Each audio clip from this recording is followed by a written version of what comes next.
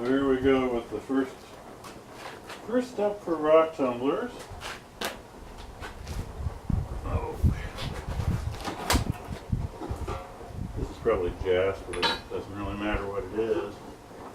It's one of the silicate groups, which are silicon dioxide like agate and quartz. Some people call it quartz group. Put them on the anvil with your sledgehammer, safety glasses. You don't really want to hit too hard because you don't want to crush it to gravel, but you're trying to break it to the size that you want.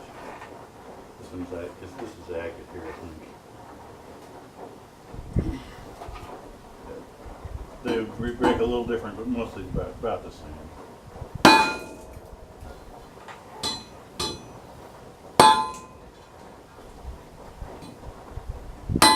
You can tell right through the sweatshirt that whether you're on a rock or not, whether it's the size one that you want to break or whether it isn't. Get your left hand out of the way before you hit it. It doesn't look like a lot of force, but if your hand was in there, it would be.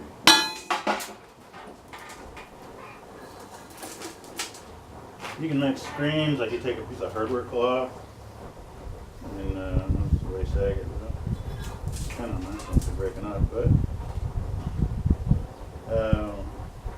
hardware cloth, and you fold it up and make hospital corners and maybe fold the edges so you get like a little bend. You can take it like this screen and shake it, and then that'll depending on what kind of wire you're using, that'll let you size your crushed rock. Like you can put 1-inch chicken wire, and if you're trying to get the big stuff, you can sort of by hand, but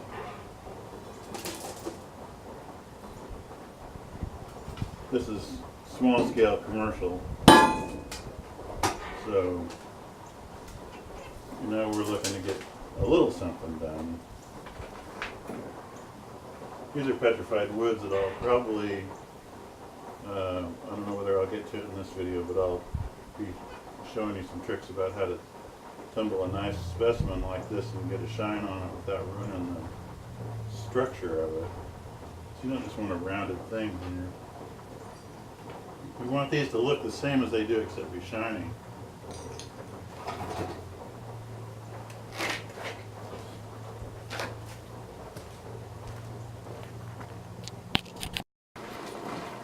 This is a starting course load.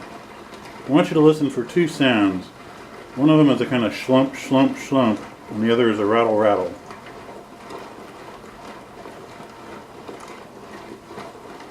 That slump sound is a bunch of rocks suddenly breaking loose and moving as a mass, and the rattle is the separate motion of individual rocks.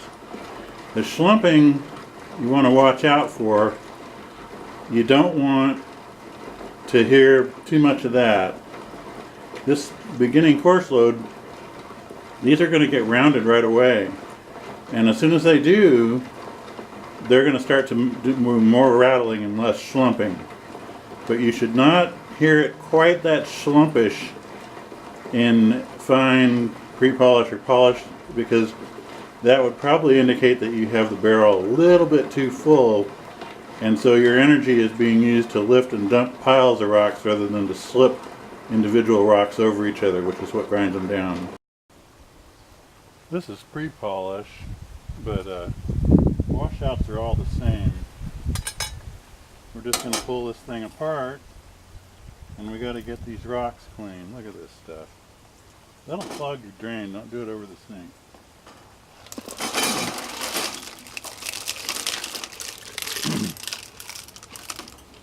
I'm going to do it in like 2 stages. The first one is going to be, I'm rinsing it out here, and then the second one I'm going to once I've got it rinsed pretty good, I'm going to put this water in here, and I'm going to put it back in the on the tumbler and use the tumbler to agitate these rocks for about 15 minutes, and then I'm going to do this same washing again, just like I am here. Just you can't get all of the stuff out even by brushing. So, as a practical matter,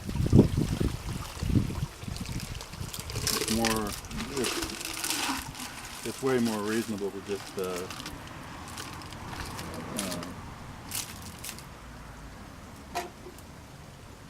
just run it in there in the tumbler. A little bit of dish soap I don't think hurts a thing, and that's going to make hopefully it's going to make the gunky stuff in there stay in solution and rinse out a little better. Each step of the process, and this is on a grating, so all these things have to be clean, inside and out. A dirty outside of the barrel is going to ruin your tumbler. It'll get in the bearings.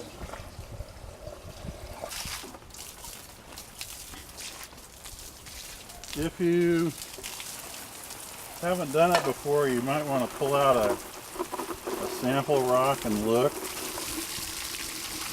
I already know from this has been in 10 days. I already know from having done this a lot of times that these rocks are ready for polish. You always clean these mating surfaces. And some people say use a paper towel on it. That's silly. I'll just remind you that water has a lubricating effect. It doesn't hurt to get water molecules in between these sealing surfaces. You want this rubber to all sit nice and flat.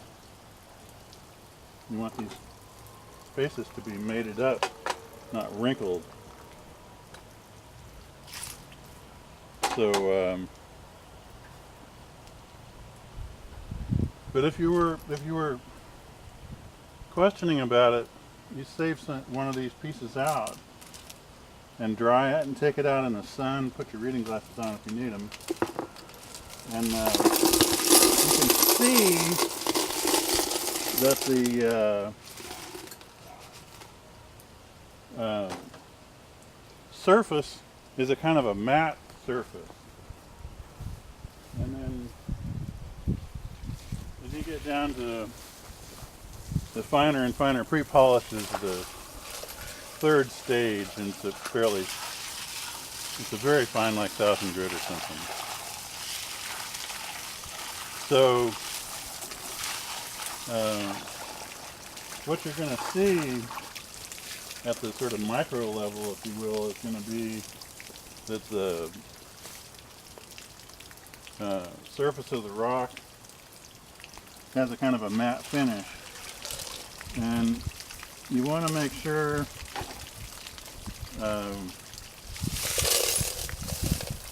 if you found it necessary to inspect, you want to make sure that that there aren't any like scratches on there that are of a coarser size than the finish you have. Normally, the reason that you would see that would be that your washout wasn't good enough. I sometimes put this back.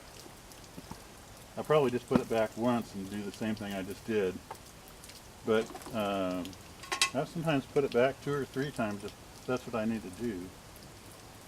Let me get this some. Dish soap. It won't froth much in here. It won't hurt anything.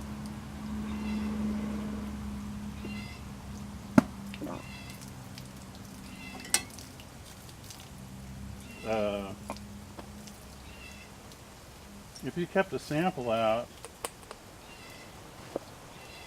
then the next time you go through it, and you could have one that's like a, let's say, out of the coarse, and you have one out of fine, and you have one out of pre-polish, and you could look at those and ask yourself, well,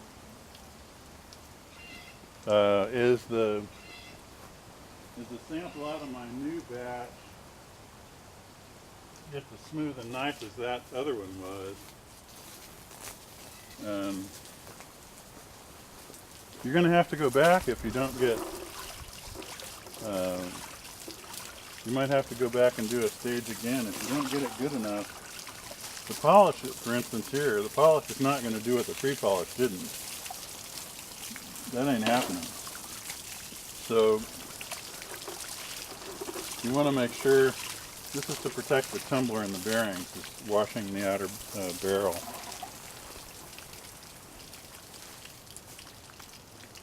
One thing that'll help you too in making sure that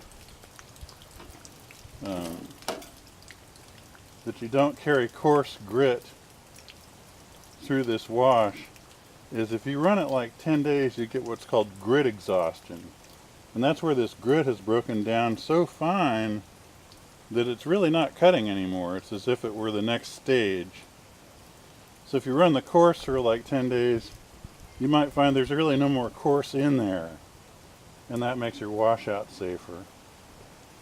In general, you can probably get by in a week, but 10 days might be more to the point.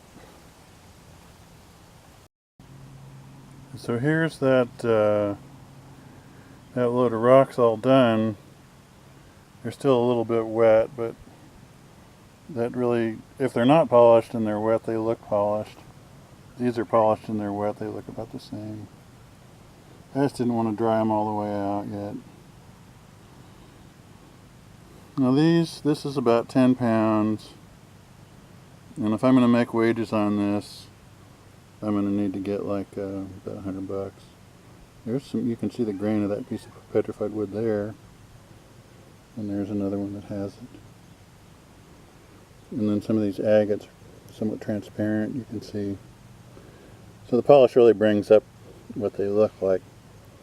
If you got some rocks that you want to polish, you'll look at them wet and they'll give you a pretty good idea what you're going to get, whether it's worth it to polish.